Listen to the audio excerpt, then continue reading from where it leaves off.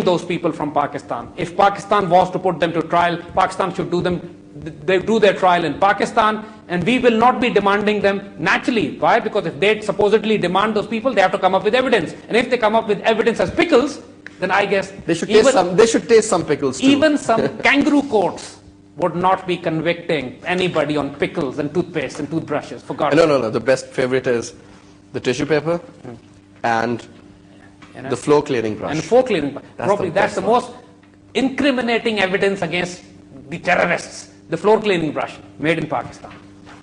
I think I've seen many comedies, but I promise you, this is probably the most hilarious. This is the most hilarious part. I can't even believe this. So, sir, last couple of minutes. You see, Kassab's identity and involvement of Pakistan. Let me say one thing here. Lots of people are saying here that Pakistan government have acknowledged that Kassab, the last so-called lone survivor, is Pakistani. The fact of the matter is, where have Pakistan acknowledged that he's a Pakistani? What evidence has been presented that he's a Pakistani? It was in some private channel, I guess. Some private channel, and now it was later found out that private channel has done that footage and 5 miles away, few miles away from the actual village, which is supposedly named and belonging to that person. We all know now, there is no evidence. Nobody knows who that man is. All the evidence suggests that he's not a Pakistani. All the evidence suggests that he's a Hindu because he wears that kalawa, the orange saffron band. All the evidence suggests that even if he's a Pakistani, he's entrapped. He was trapped, kidnapped from somewhere, put into place, made to do certain things. And just like that Delhi Fort, Red Fort incident, probably be working for the raw as well. Now, either the man was a deliberate accomplice or an entrapped person or an outright Hindu. Who knows that? It's absolutely not confirmed at any level who that man is. And Indians would not be handing him over to Pakistan for us to for Pakistan to know who he is. Maybe he's brainwashed or something. Or it is also recorded. It is also recorded by the media that those people had LSDs, drugs, had mind-altering drugs in their bloodstream. LSDs, you're talking about. And those men were drugged and they were used for this purpose. Lots of things. It's a complete black operation. I want to conclude it here, Faisal, and make it very categorically clear. Pakistan should realize this. The dossier we have produced is a hardcore incriminating evidence against the Indians from their own sources. We have not used a single Pakistani evidence here. All Western and Indian sources. Yeah. And everything is available on the open sources. It's available on media, on net, for people to find out what we have said.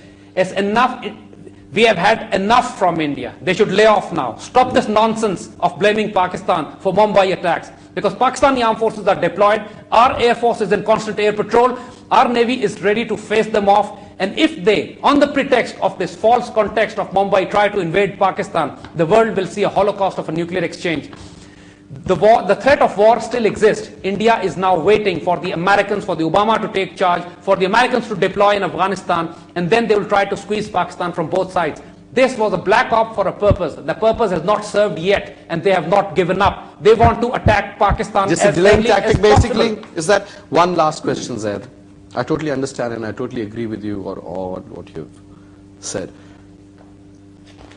Whatever happened in Mumbai, we condemn that. Because innocent lives were killed, innocent people, they were killed and they were slaughtered there. We totally understand that.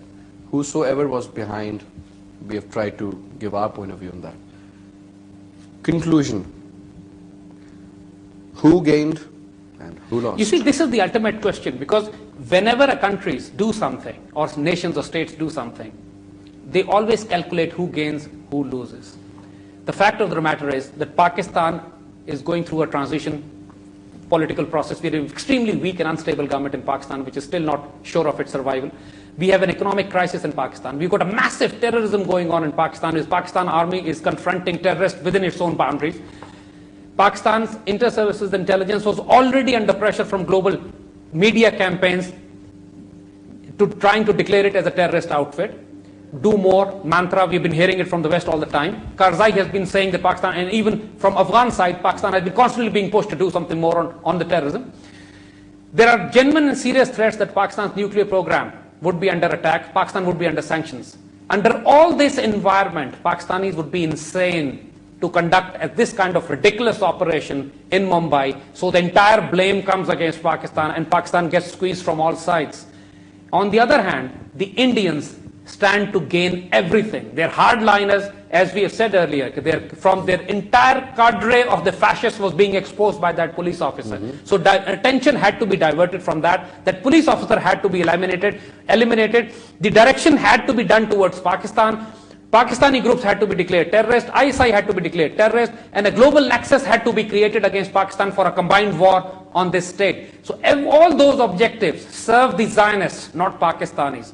So if this is a criteria, who benefits from this action? It's very clear. It's the enemies of Pakistan, it's the Israelis, it's the Americans, it's the RAW and the Mossad and the RSS and the Bajrang Dal and the hardliner Hindu fascists and Hindu Zionists who benefit, not Pakistanis. If the world does not Even understand, India doesn't benefit. Even the Indians doesn't benefit from this.